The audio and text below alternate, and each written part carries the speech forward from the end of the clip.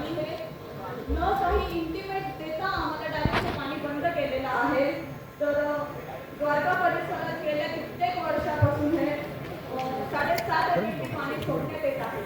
तरी आपण पंचवटी परिसराचा विचार करून 7.5 एमएलडी पाण्याची